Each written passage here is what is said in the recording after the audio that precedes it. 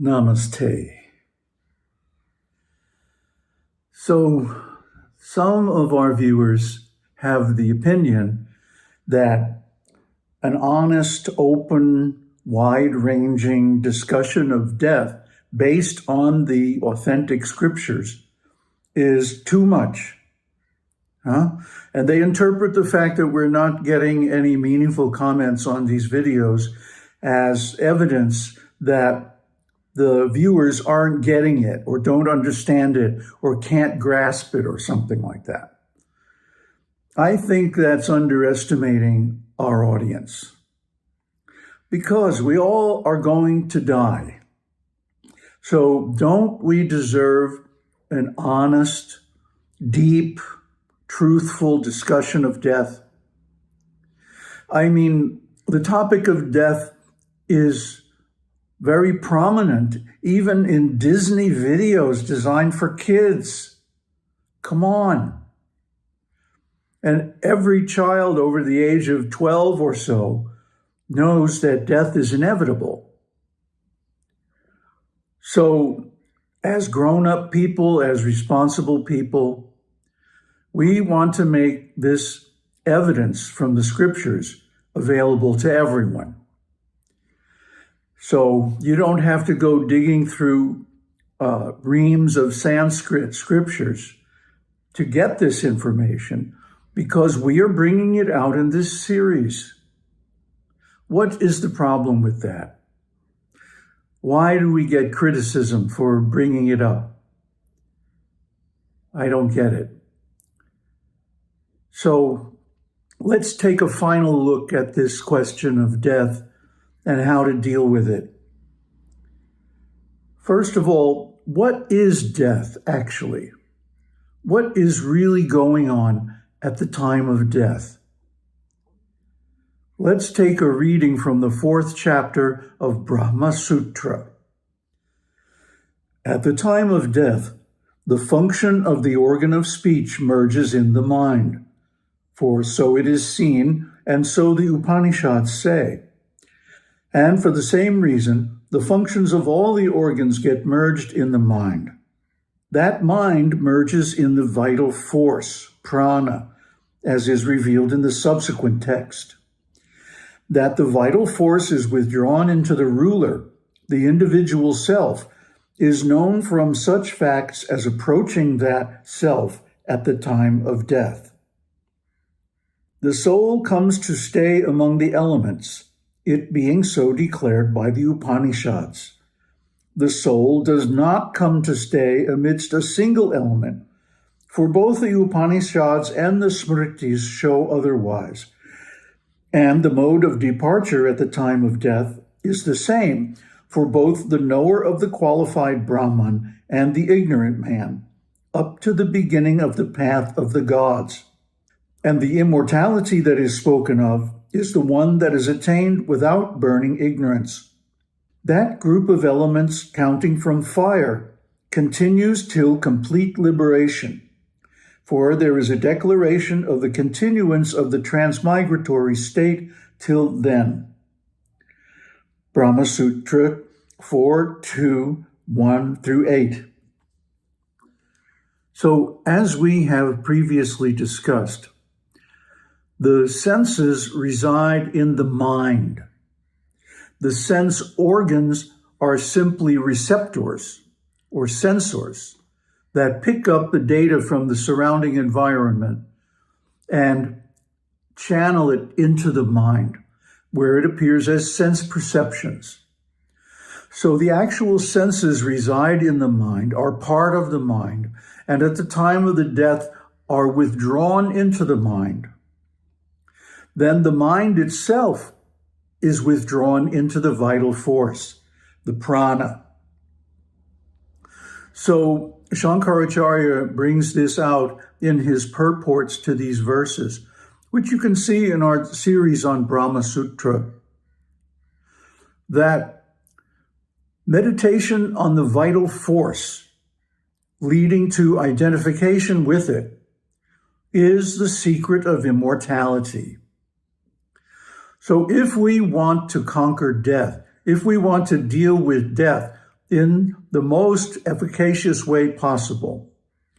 We should begin now to meditate on the breath, leading to identification with the vital force. Now, this is something I did a long time ago. 40, 50 years ago, I started this process, leading to my enlightenment experience in 1984. So I know this works. I have the reality, the experience, the confirmation of it in my own experience of life. So I'm just a human being. You are also a human being. You can also do this. Anything I have done or can do, you can also do. I am not special. I am not different. I have to follow the same process as everybody else, which is revealed in the scriptures. But because people in general are caught up in the duality of the illusion of life, they don't go into the scriptures. They don't do the research. They don't do the practices. And so they don't get the result. Consequently, they are overwhelmed at the time of death and have to take another birth in order to finally realize the secret. That leads to liberation. Now, there are other techniques mentioned in the scriptures, Vedic scriptures, that lead to a similar result. Let me read you some verses from Upanishad. Chapter 3, Artabhaga Brahmana. Text 1.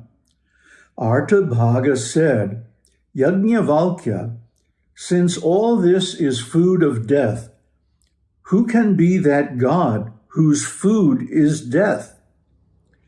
Yajnavalkya said, fire indeed is death. It is food of water. One who knows this death of death overcomes further death. Shankaracharya's commentary. All this manifested universe is overcome and swayed by death. As one eats one's food, death swallows everything here in this universe.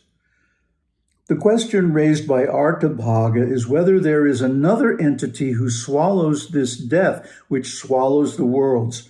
And if so, what is that entity? He must be the death of even death. Upanishad says, the supreme God is he whose source is death. If a particular God is indicated to be the death of death, then it will tend to a regressus ad infinitum, for that particular God too must have his death. And if for this reason the answer is given in the negative, that there is no death for death, then liberation or release from samsara would become an impossibility, since liberation can be possible only when this form of death, which is mortality, is destroyed. Keeping these points in view, the questioner wanted to baffle his opponent. So he put this tricky question, which cannot be answered in the usual logical manner, but the answer to which has to be known from the scriptures alone. The wise sage Yajnavalkya answered the question through the analogy of fire, which is the destroyer of all. Fire destroys everything, but it itself is destroyed by water. Thus, fire, which itself is death, is destroyed by water, which may therefore be said to be the death of death. Similarly, the organs, which experience different perceptions and cause attachment, which is designated by the term death, are swallowed together with their objects when realization of the self dawns. That is to say, by meditation on various materials and accessories of the sacrificial rites, one overcomes natural attachment and is released from the fetters in the form of desires which bind him to actions, rites, and their results. He who knows this death of death, who knows the self by the realization of which the fetters of desires and attachments can be got rid of, puts an end to the possibility of further bondage or death. This mantra also furnishes us with the idea that until death in the form of desire and attachment is eliminated, there can be no chance of release from bondage. For the death of death is no other than the process of extinction and annihilation of desires and attachment caused by ignorance. Just as fire, the consumer of everything, is itself consumed by water, even so, the sense attachment to objects, which is death to the soul, is annihilated when the individual consciousness crosses the limits of the phenomenal realm and shifts its center from the sensual to the spiritual, from the object to the subject. Thus, by knowing this, and also by realizing the truth through meditation, the aspirant averts death and becomes liberated. Shankaracharya is so brilliant. He moves aside the curtain of ignorance, which is born of our stupidity, and reveals the actual meaning of the deep passages in the scriptures. Now, those of you who are discerning and intelligent will realize that what is said here is exactly the same as what was said in the previous video when we quoted the Buddha, that the death of death is an island, which he calls Nibbana, where there is no clinging, no desire, no wanting, no future, no consciousness, no sense objects. So these are exactly the same views, just expressed in different language. This is something everybody has to realize. There is no conflict between the Buddha's teaching and the Vedas, especially the Upanishads. It is only a matter of language and social context that makes any difference between them at all. So try to understand. The reason we have to die is that we are attached to life. And here I have to bring up a quote from the Bible that Jesus said, "He who clings to his life shall lose it." This is exactly the same point of view. That one who desires to live for the sake of sense experience then has to experience death as a natural consequence. Why? Because all of this is a fabrication. It's simply the mind creating artificial objects through name and form. And then we come to expect those things as if they were natural. But they're not natural, they're artificial. Hence, they have a beginning and an end. They are not reality. So this is clarified further, and a more exact description is given in another quote from Brihadaranyaka and its corresponding commentary. Chapter 5, Vyahita Brahmana, Text 1. This is verily a great penance that a diseased person suffers, practices. He who knows thus wins indeed a great world. This is verily a great penance, carrying of the dead body to the forest. He who knows thus wins indeed a great world. This is verily a great penance, the laying of the dead body on the fire. He who knows thus wins indeed a great world. Because sickness, suffering, and death are the results of one's own karma, done either in the past incarnations or in the present one. It is better for an aspirant to put up with them without grumbling. Then his suffering becomes a penance. The cremation is also a penance for him. Such meditations destroy one's sins and remove the obstacles in the path of spiritual attainments. Shankaracharya's commentary.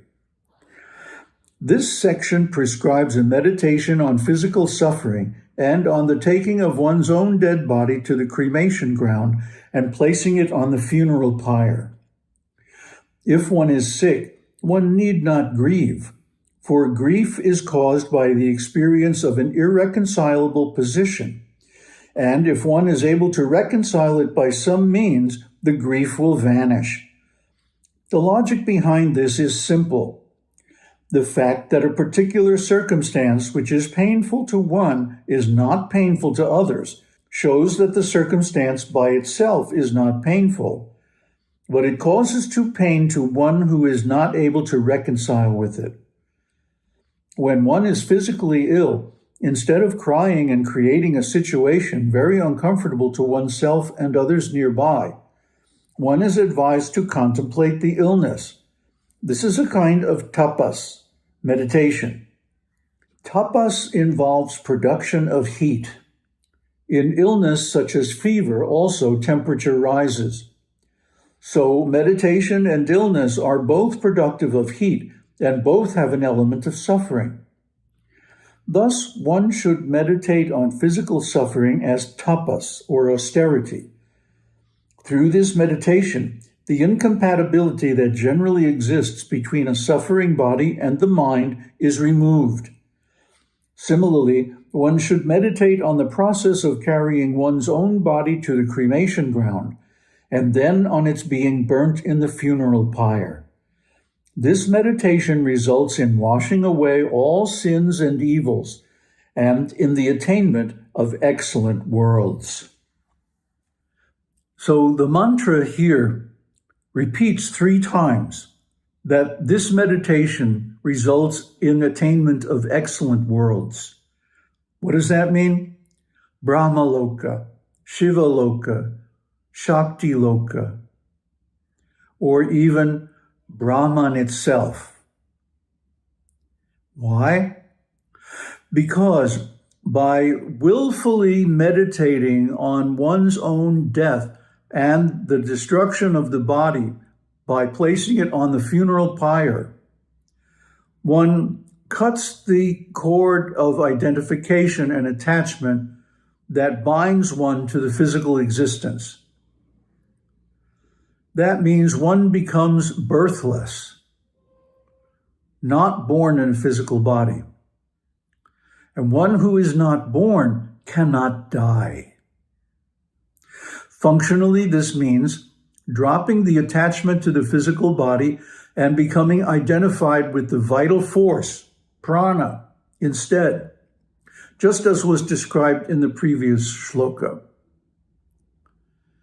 So these are the keys. These are the processes that lead to conquering death, the death of death itself.